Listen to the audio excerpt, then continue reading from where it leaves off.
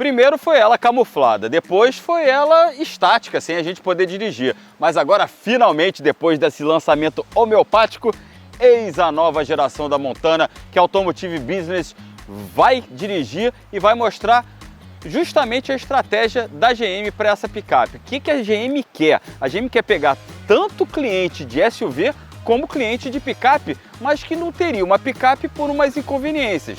E é justamente isso que a montadora quer fazer com a Montana, trazer o ambiente, o universo de carro de passeio para uma picape.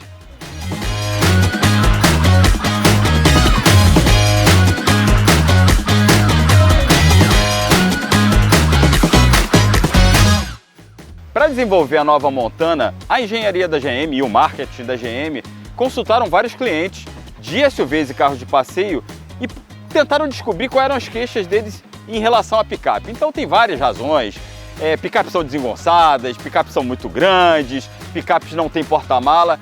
A GM tentou resolver tudo isso com a Montana.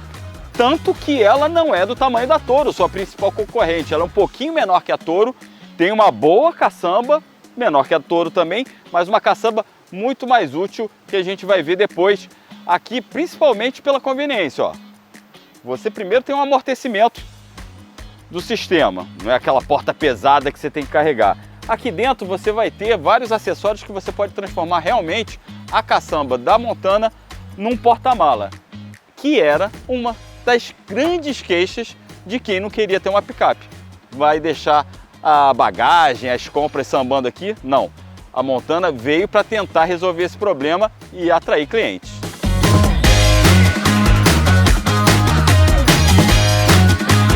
Outra preocupação que a GM teve foi da coisa de ser desengonçada. E o que a GM fez?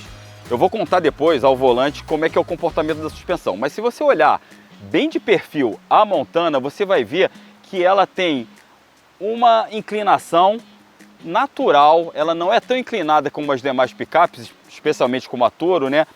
E ela tem esse espaço aqui da caixa de roda para essa roda aro 17, lembrando que a gente está falando da versão Premier, que é a topo de linha, mas enfim, ela tem esse espaço e ela é mais retinha justamente para quê? Para não dar tanta oscilação quando passa em buracos. Então foi uma solução bastante inteligente da engenharia, colocando uma suspensão por eixo de torção, porém uma suspensão um pouquinho mais baixa, com uma distância boa para a roda, para você ter uma boa capacidade de carga, poder botar bastante carga aqui e não ter essa oscilação que tanto desagrada quem queria ter uma picape e nunca teve coragem de ter. A cabine da nova geração da Montana se assemelha muito com a do Tracker, assim, em vários aspectos, quadro de instrumentos. A gente tem a central multimídia MyLink com um espelhamento de celular sem fio integrada, mas é um acabamento assim, apenas correto. A gente tem uns materiais diferentes aqui nas portas, porém você vê algumas falhas aqui nos fechamentos do painel. Isso aí precisa dar uma caprichada. Em termos de posição de dirigir, realmente parece que você, gente, está num misto de cruze com tracker, né? A posição de dirigir é muito agradável e assim, tem vários equipamentos bem interessantes nessa versão topo de linha Premier. Por exemplo, carregamento de celular por indução e outros detalhes aqui no acabamento, como as costuras aparentes. Enfim, é um carro que merece um pouquinho mais de capricho no acabamento, porém, na posição de dirigir, na cabine, na habitabilidade, ele é bem agradável, ele realmente se assemelha a um carro de passeio.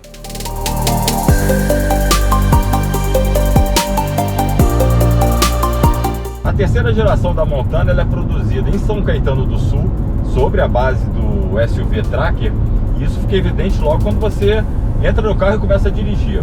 A posição de dirigir lembra muito a do Tracker, e as primeiras, né, começou a acelerar o carro, você realmente parece que está no SUV compacto da GM.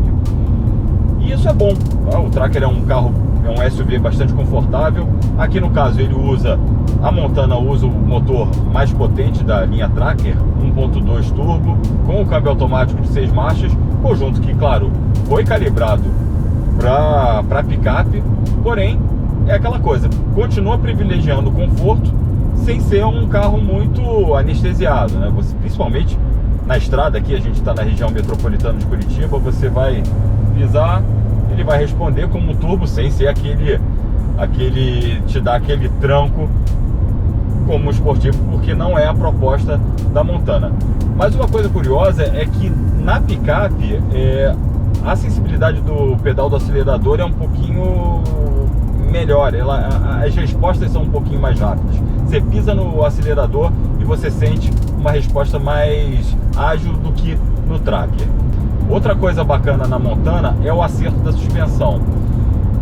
A GM optou, até por um custo de projeto, optou por um eixo de torção bastante prosaico ali na traseira.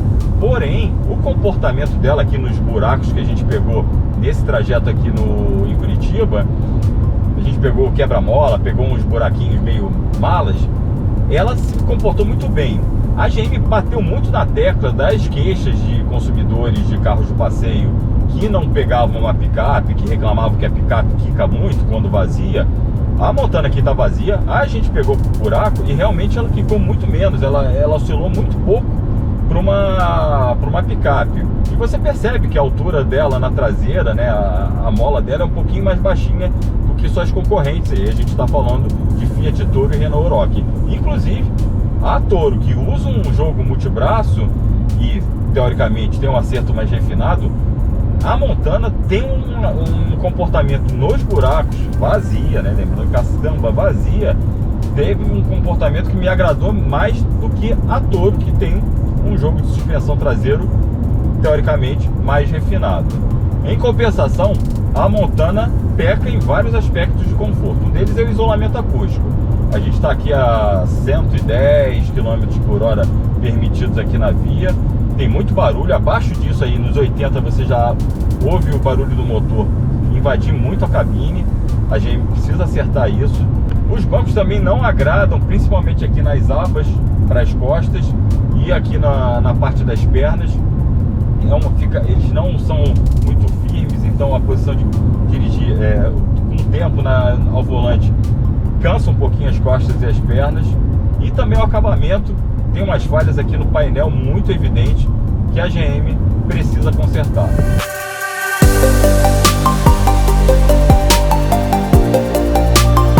Aqui na Estrada da Graciosa, conhecida aqui no Paraná pelas suas curvas, pelo seu trecho mais sinuoso, é que você percebe o quanto a engenharia da GM se esforçou para transformar realmente essa picape num carro de passeio, porque primeiro você tem uma direção muito direta, é o que mais chama atenção.